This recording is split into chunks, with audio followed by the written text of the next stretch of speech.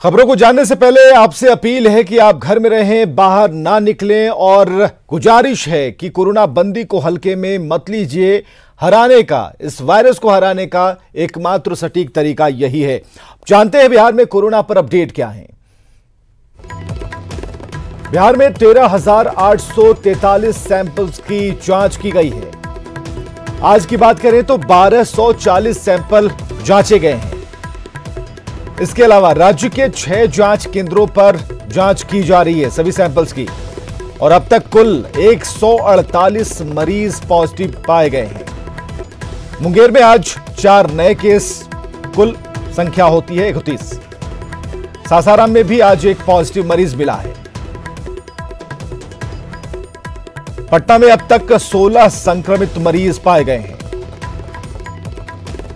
Munger, Nalanda, Patna high risk zone. अब तक 42 मरीज इलाज के बाद ठीक हो गए हैं। पिछले 5 दिन की बात करें तो रिकवरी रेट में कमी आई है। और यह है बिहार का नक्शा। कुल मरीजों की संख्या 148 पहुंच चुकी है। चिंता वाली बात है। और ये उन जिलों की तस्वीरें हैं जहां पर जो संख्या के आधार पर हम बता रहे हैं कि कहां से किन जिलों से मरीजों की जो पॉजिटिव रिपोर्ट है, पॉजिटिव मरीजों की जो रिपोर्ट है वो सामने आई है।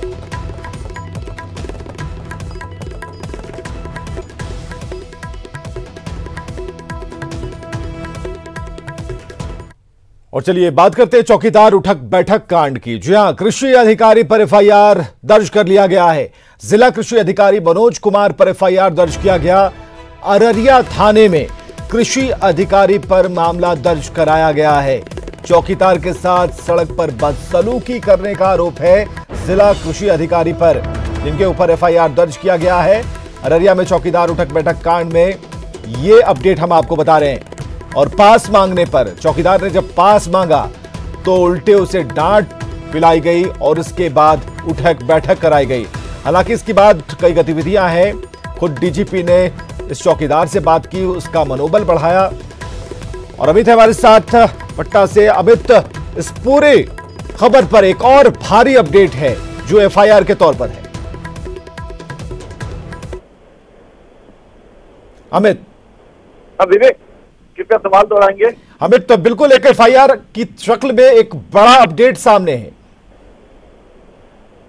देखिए, बिल्कुल ये जो है एफआईआर दर्ज कराया गया है अररिया पुलिस के द्वारा।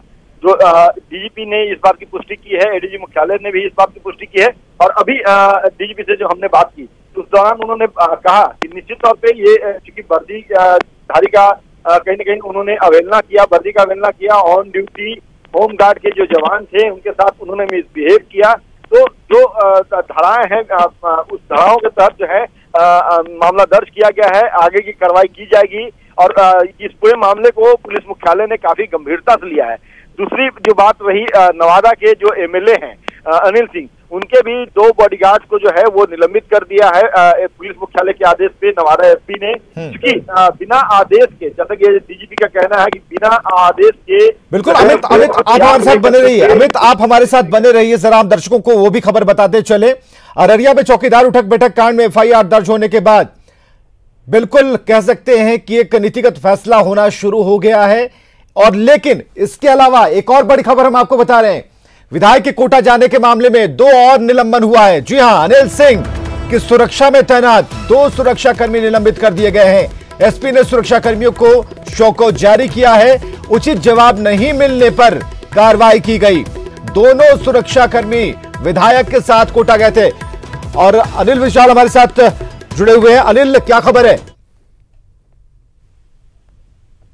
अनिल, कि जो दोनों बॉडीगार्ड थे कुछ दिन पहले नवादा एसपी हरिप्रसाद एस ने शोकआउट किया था और उनसे स्पष्टीकरण भी किए।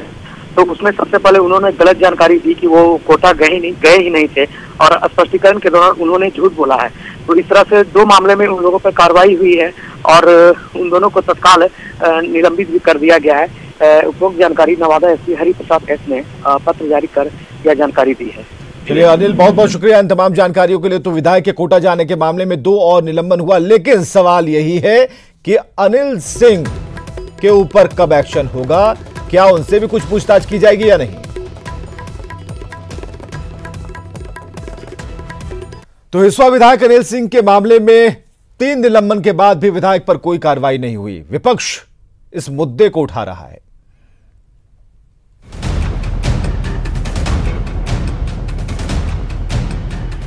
नवादा विधायक पर कार्रवाई होगी क्या? यह सवाल उनसे भी है जिन्होंने एसडीओ को सस्पेंड कर दिया। सवाल उनसे भी है जिन्होंने गाड़ी के ड्राइवर पर कार्रवाई की। सवाल तो डीएम साहब से भी है। पास का आदेश तो आप ही ने दिया था। खैर, आपके ऊपर एक्शन क्यों नहीं हुआ, ये अभी फिलहाल हमारी समझ से परे है। लेकिन विधायक जी तो कामयाब रहे। कोटा से बेटी को ले आए और सवाल काट बयान देकर पाक साफ हो गए। लेकिन ड्राइवर पर कार्रवाई क्यों हुई, यह भी समझिए। विधायक को सचेतक के नाते गाड़ी मिली है, वो भी सरकारी। बिहार के अंदर ही इस कार का इस्तेमाल करना है और गाड़ी के जो ड्राइवर हैं उन्हें भी सचिवालय की तरफ से निर्देश है। विधायक बाहर अगर ले जाने के लिए गाड़ी को कहेंगे तो सूचना देना भी जरूरी है। सचिवालय तय करेगा कि गाड़ी बाहर जाएगी या नहीं। ड्राइवर ने सचिवालय के नियम का पालन नहीं किया और नियम का उल्लंघन ड्राइवर पर भारी पड़ गया। मतलब यह कि ड्राइवर ने सूचित नहीं किया कि कोटा जाना है, नियम लांघ गया और निलंबित हो गया। अब यह भी जानिए कि विधायक जी पर क्या आरोप हैं। अनिल सिंह, जो कि विधायक हैं, सत्तारूढ़ दल के सचेतक हैं। आधिकारिक काम करने के लिए विभागीय वाहन आवंटित उन्हें किया गया है। सचेतक को बिहार के अंदर गाड़ी प्रयोग की अनुमति है। सरकारी गाड़ी को राज्य के बाहर ले जाने का उनके ऊपर आरोप है। विधायक पर नियमों का उल्लंघन करने का आरोप है। मतलब यह कि सचेतक को भी ये जानकारी थी कि बिहार के भीतर ही गाड़ी का प्रयोग करना है, लेकिन साहब चले गए कोटा। लेकिन नियम यहां बदल जाता है, विधायक पर कोई कार्रवाई नहीं होती। अब सहयोगी और विपक्ष पूछ रहा है कि कब होगी कार्रवाई। तमाम बिंदुओं पर विचार के बाद ही कोई भी निर्णय होता है और यह निर्णय भी सभी तमाम पक्षों को समझने के बाद जो आवश्यक कार्रवाई बनती थी उस कार्रवाई के निर्देश दिए गए हैं। जिन पर कार्रवाई होनी चाहिए थी अनिल सिंह जी पे, उन पे कार्रवाई नहीं हुई। तो इस तरह से दोहरा मापदंड मुझे लगता है कि इस देश में चल रहा है और इसका कहीं ना कहीं दुरुपयोग भी लोग कर रहे हैं जो सत्ता में लोग हैं। और ये प्रमाण है कि ड्राइवर के साथ आप इतनी दूर गए और उसको निलंबित किया गया और जो विधायक हैं, जो संलग्न हैं इस पूरे घटनाक्रम में, उनको छूट मिली भी है। कार्रवाई तो तरीके से जैसे एसडीओ पर हुआ, ड्राइवर पर तो होना नहीं चाहिए था क्योंकि वो सचेतक के गाड़ी चलाता है और वो अगर कहेगा कि हम नहीं जाएंगे तो उस पर भी कार्रवाई हो जाएगी उसकी। तो जो लोग भी लॉकडाउन का उल्लंघन किया है उन सारे लोगों पर, चाहे वो विधायक हो, चाहे एमपी हो, चाहे जितना भी बड़ा आदमी हो, उस पर लॉकडाउन का जो 304 का मुकदमा दर्ज करने का बना है तो उस पर दर्ज होना चाहिए, उस पर भी कार्रवाई होनी चाहिए। नियम संगत कार्रवाई का खोखला भरोसा भी समझ के अधिकार क्षेत्र से बाहर है। लेकिन कानून है, सबके लिए समान है, तो इंतजार भी है कि डीएम साहब और खासकर विधायक जी पर कार्रवाई कब होगी। न्यूज़ 18 के लिए पटना से रवि एस नारायण की रिपोर्ट। और इधर कोरोना बंदी में कोटा में फंसे बिहार के छात्रों के मामले की सुनवाई अब 27 अप्रैल को होगी। ये बड़ी खबर है, कोटा में छात्रों के फंसने से जुड़ा हुआ मामला। और अब सुनवाई की डेट जान लीजिए, 27 अप्रैल को सुनवाई होगी। हाईकोर्ट ने जवाब देने के लिए बिहार सरकार को 27 अप्रैल तक का वक्त दिया है। आज जस्टिस हेमंत कुमार श्रीवास्तव की खंडपीठ में इस मामले की सुनवाई हुई है। और आपको यह बताएं कि पवन कुमार ने इस पर जनहित याचिका दायर की थी, जिसमें कहा गया था कि कोटा में पढ़ने वाले बिहार के छात्र कोरोना बंदी में फंस गए। छात्रों को इससे मुश्किलों का सामना करना पड़ रहा है। याचिका में दूसरे राज्यों की तुलना करते हुए यह भी कहा गया है कि कई राज्यों ने अपने छात्रों की घर वापसी कराई, लेकिन बिहार सरकार ने इस पर कोई कार्रवाई नहीं की और इसके कारण छात्र और अभिभावक परेशान हैं। चलिए खबरों में आगे बढ़ते हैं। कोरोना बंदी के बीच लगातार सोशल डिस्टेंसिंग की अपील की जा रही है, लेकिन बिहार के कुछ लोग हैं जो मानते नहीं। हम आपको बिहार की 3 जगहों की तस्वीरें अब दिखा रहे हैं जो 3 अलग अलग जगहों की हैं। पहली तस्वीर है पटना के मीठापुर की, जहां सब्जी मंडी में सोशल डिस्टेंसिंग की खुलेआम धज्जियां उड़ा दी गई। लोग खरीदारी के बहाने नियम को ताक पर रखते हुए नजर आए। दूसरी तस्वीर पटना के मनेर की है, जहां बैंक के बाहर भारी संख्या में लोग खड़े दिखे। यहां लोग पैसे निकालने के लिए पहुंचे थे, लेकिन कानून और सुरक्षा का जरा भी ख्याल नहीं रखा। तीसरी तस्वीर को देखिए, गया से है तस्वीर, जहां राशन लेने के लिए डीआरडीए कार्यालय के बाहर लोगों की भारी भीड़ दिखी। इस दौरान कोरोना से बचाव के हर नियम को लोग भूल गए।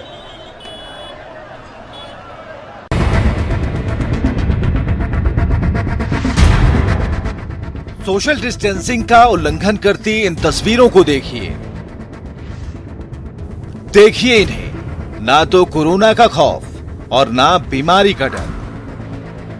ऐसा लग रहा है जैसे ये कोरोना प्रूफ हो। ये मनेर का बैंक ऑफ इंडिया का ये शाखा है, जहाँ पे देख सकते हैं कि किस तरह से जो महिलाएं हैं वो पैसा निकालने यहाँ पे आई हैं और कैसे सोशल डिस्टेंस का यहाँ पे मखौल उड़ाया जा रहा है। सीधे तौर पे ये तस्वीर बयां करती है कि इन लोगों पे प्रधानमंत्री नरेंद्र मोदी, मुख्यमंत्री नीतीश कुमार की अपील का कोई असर नहीं है, कोई खास असर नहीं है। पैसे निकालने के लिए पटना के बैंक में सोशल डिस्टेंसिंग की धज्जियां उड़ाई गईं और गया के डीआरडीए कार्यालय में अनाज लेने के लिए डीआरडीए कार्यालय के बाहर एक साथ सैकड़ों लोग पहुंच गए। सोशल डिस्टेंसिंग तो बहुत दूर की बात है, यहाँ तो धक्का मुक्की तक की नौबत आ गई। कल भी यहाँ काफ़ी भीड़ लगी थी, 500 से 1000 की संख्या थी और यहाँ कुछ लोगों को अनाज दिया गया था। आज अभी अनाज बंटना शुरू भी नहीं हुआ है और सुबह से ही लोग जो हैं यहाँ भीड़ लगनी शुरू हो गई है। आप देख सकते हैं कि महिलाओं की और पुरुषों की अलग अलग लंबी कतारें हैं। सोशल डिस्टेंसिंग की धज्जियाँ उड़ रही हैं। पुलिस के कुछ जवान यहाँ हैं जो समझाने की कोशिश कर रहे हैं, लेकिन जो भी यहाँ लोग आए हैं उनकी मांग है कि वो उनके घरों में अनाज की दिक्कत है, इसलिए वो मजबूरी में यहाँ आए हैं। मान लिया कि पटना के बैंक में जुटी भीड़ के सामने पैसा ना होने की मजबूरी थी। गया में डीआरडीए ऑफिस के बाहर आए लोगों के घर में राशन नहीं था, लेकिन पटना के मीठापुर सब्जी मंडी में आए इन लोगों को क्या मजबूरी है। आप जो तस्वीरें देख रहे हैं वो पटना के मीठापुर सब्जी मंडी की हैं, वो भी सुबह के 10 बजे की। देख लीजिए, दूर दूर तक सोशल डिस्टेंसिंग कहीं नहीं दिखेगी। काश कि ये लोग कोरोना के खतरों को ठीक से समझ पाते, ये समझ पाते कि इनकी इस एक गलती से इनके घर वालों की जिंदगी संकट में पड़ जाएगी, साथ ही आसपास के लोग भी मुसीबत में फंस सकते हैं। न्यूज़ 18 के लिए पटना से अमित सिंह, रजनीश कुमार और गया से अरुण चौरसिया के साथ ब्यूरो रिपोर्ट। सभी को नियम का पालन करना चाहिए। आम लोगों की तस्वीरें आपने देख ली। अब माननीयों की भी बात करते हैं जो कानून तोड़ने से बाज नहीं आ रहे। बिहार के पूर्व सीएम जीतन राम मांझी कुछ यही करते दिखे जब काफिले के साथ वो कल पटना से गया पहुंचे और आज फिर नियमों का उल्लंघन करते हुए पटना से गया पहुंच गए। सवाल करने पर मांझी ने पहले दलील दी कि दूसरी बार इन्होंने अपनी गाड़ी की खिड़की तक नहीं खोली।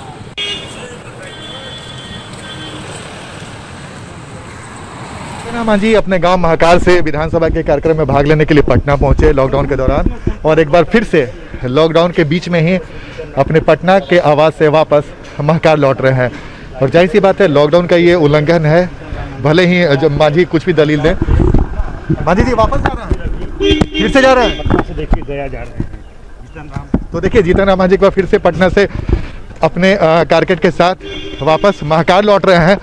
और ये साफ कहीं ना कहीं लॉकडाउन का उल्लंघन है। भले ही जीतन राम मांझी कुछ भी तर्क दें, लेकिन बिहार में आम और खास कैसे नियम कानून का उल्लंघन कर रहे हैं, इस तस्वीर से आप देख सकते हैं। मांझी जी के साथ उनका कारकेट भी निकला है, 2 जिप्सी, और ये बताने को काफ़ी कि कहीं ना कहीं लॉकडाउन के इस मामले का जिस तरीके से उल्लंघन हो रहा है आम लोगों के तरफ से, ये कहीं ना कहीं बड़ा सवालिया निशान लगा था। वो भी तब जब प्रधानमंत्री ने आह्वान किया है कि लोग लॉकडाउन के दौरान अपने घर में रहें, लक्ष्मण रेखा का पालन करें। लेकिन जिस तरीके से जीतन राम मांझी वापस अपने घर की ओर रवाना हुए हैं, उसे समझा जा सकता है कि लॉकडाउन का उल्लंघन कैसे किया जा रहा है। कैमरामैन सुबोध के साथ आनंद अमृताज, न्यूज़ 18 नेटवर्क, पटना। तो नियम कानून सबके लिए है, एक समान है और सभी को इसका पालन करना चाहिए। जीतन राम मांझी को भी पालन करना चाहिए था, लेकिन वो जवाब नहीं उनके पास था, सो नहीं दे पाए। चलिए, समस्तीपुर से हैवानियत की तस्वीर सामने आई। सरायरंजन थाने के भोजपुर में खंभे से बांधकर एक युवक की पिटाई की गई। युवक पर आरोप है कि उसने चोरी की है। कथित आरोप की पिटाई होती रही, लोग वीडियो बनाते रहे और कोई भी उसे बचाने नहीं आया। मुकेश हमारे साथ फोन लाइन पर। मुकेश, क्या कार्रवाई अभी तक हुई है? जी विवेक, ये घटना बीती रात की है। 4 से 5 की संख्या में चोर बताए गए थे, जिसमें से ये एक चोर को पकड़ा गया। घर के कुछ सामान भी अन्य जो चोर थे वो ले गए हैं। इस मामले में पिटाई के बाद जो चोर है उसको पुलिस के हवाले कर दिया गया है। लेकिन बड़ी बात है, जिस तरह से बेरहमी से पिटाई की गई चोरी के आरोप में, वो कहीं ना कहीं गलत प्रक्रिया है। कानून को लोगों ने हाथ में लिया है। इसी को लेकर के पुलिस की तरफ से अभी तक किसी भी प्रकार की कार्रवाई पिटने वाले पर नहीं की गई है। विवेक, चलिए, बहुत बहुत शुक्रिया इन तमाम जानकारियों के लिए। और गया में कोरोना बंदी के कारण सब्जी की फसल खेतों में ही बर्बाद हो रही है, लेकिन ऐसे किसानों की फसल की क्षतिपूर्ति के लिए बिहार सरकार के पास किसी तरह की योजना नहीं है। हालांकि कृषि मंत्री प्रेम कुमार ने कहा कि गेहूं, धान, दलहन और तिलहन जैसी फसल की बड़े पैमाने पर क्षति होने पर कृषि इनपुट के रूप में सहायता दी जा रही है, लेकिन बाजार के अभाव में सब्जी की बर्बादी को लेकर विभाग के पास सहायता के लिए किसी तरह की योजना नहीं है। उन्होंने कहा है कि किसानों की चिंता को देखते हुए विभाग को आदेश दिया गया है कि वे सब्जी को एक जिले से दूसरे जिले में भेजने की व्यवस्था करें। ऐसे फसलों का नुकसान होता है तो हम लोग देते हैं। हॉर्टिकल्चर में नुकसान हो रहा है, हमारे आम है, लीची है वगैरह करते हैं। इसमें ऐसा प्रावधान अभी है नहीं जा करके, लेकिन हम देख रहे हैं काफ़ी किसान भाइयों को हो रहा है। वही सरकार उनको मदद भी कर रही है और आगे भी हम लोग किसानों का हम साथ हैं जा करके जो संभव सरकार के स्तर पर होगा हम लोग करने का प्रयास करेंगे। महान स्वतंत्रता सेनानी बाबू वीर कुंवर सिंह का आज विजयोत्सव दिवस है। कोरोना के कारण हर साल की तरह इस साल यह दिवस नहीं मनाया गया, लेकिन इस मौके पर वीर कुंवर सिंह सेवा समिति की तरफ से मुख्यमंत्री राहत कोष में 3.25 लाख रुपए दान दिए गए। आपको बताएं कि भोजपुर जिले के जगदीशपुर के रहने वाले बाबू वीर कुंवर सिंह ने 1857 में अंग्रेजों से लोहा लिया था। जिस समय एक लड़ाई लड़े थे, ब्रिटानी हुकूमत के विरुद्ध में एक बड़ी जंग लड़े थे। आज माननीय मुख्यमंत्री नीतीश कुमार जी भी एक बड़ी जंग लड़ रहे हैं, तो ऐसे में आज वीर कुंवर सिंह आज प्रेरणा का स्रोत हम सबों का बन सकते हैं। आज हम लोग 3,25,000 रुपया हम लोग आज माननीय मुख्यमंत्री रिलीफ फंड में हम लोग दे रहे हैं, ताकि इस महामारी में, इस कोरोना और कोविड-19 में गरीब गुरबा का सहायता हो सके।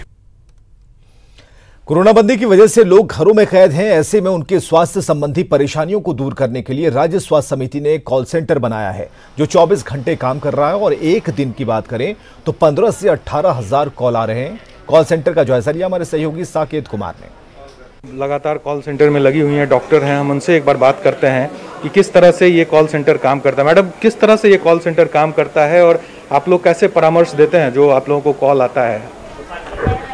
हमारे पास जो कॉल आते हैं ना, वो उन पेशेंट के आते हैं जो डरे होते हैं। अगर उनको एक भी सिम्टम होता है, कफ हुआ, फीवर हुआ, ब्रीदिंग डिफ़िकल्टी होती है, कुछ भी होता है, तो हमें वो कॉल करते हैं और वो जानना चाहते हैं कि उनको कोरोना वायरस इन्फेक्शन तो नहीं है। और उस टाइम पे हम लोग ये कैटेगराइज कर लेते हैं कि उनको फ्लू सिम्टम हुआ है या फिर कोरोना वायरस के इन्फेक्शन हुए हैं। अगर उन्हें फ्लू के सिम्टम है तो सिंपल मेडिकेशन प्रोवाइड करवा देते हैं, और अगर उन्हें कोरोना वायरस के इन्फेक्शन हुए हैं तो उनका नेम, एड्रेस, डिटेल्स ये सब लिख दिया जाता है और उनसे ये पूछा जाता है कि उनकी ट्रैवल हिस्ट्री 14 डेज़ की तो नहीं है।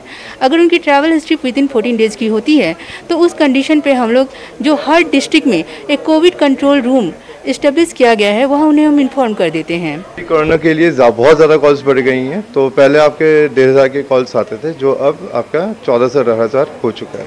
मतलब 1,500 कॉल पहले आते थे यहाँ पर, जो कॉल सेंटर है 104 नंबर, जिसमें कि लोग परामर्श लेते हैं यहाँ से कॉल करके, और अब वो जो स्पीड है वो काफ़ी ज़्यादा बढ़ गई है। तकरीबन जैसा कि इन्होंने बताया कि 15 से 18,000 कॉल्स रोज आ रहे हैं, और लोगों में जो कन्फ्यूजन है उसको लेकर लोग यहाँ पर परामर्श ले रहे हैं कि आखिर किस तरह से उसे डील करें। एक तो सबसे बड़ा सवाल कोरोना को लेकर ही है, सबसे ज़्यादा केसेस उसी तरह के आते हैं। किसी को अगर कोई सिम्टम दिखता है तो वो यहाँ पर कॉल करके परामर्श लेते हैं। इसके अलावा भी जो दूसरी बीमारियाँ हैं छोटी मोटी, उसको लेकर भी लोग यहाँ पर परामर्श के लिए फ़ोन करते हैं। तो एक कह सकते हैं स्वास्थ्य समिति की तरफ से जो ये कॉल सेंटर है, ये लोगों के लिए काफ़ी फ़ायदेमंद साबित हो रहा है। कैमरा पर्सन नीलमणि के साथ साकेत कुमार, न्यूज़ 18 पटना। और आगे देखिए जोहार झारखंड।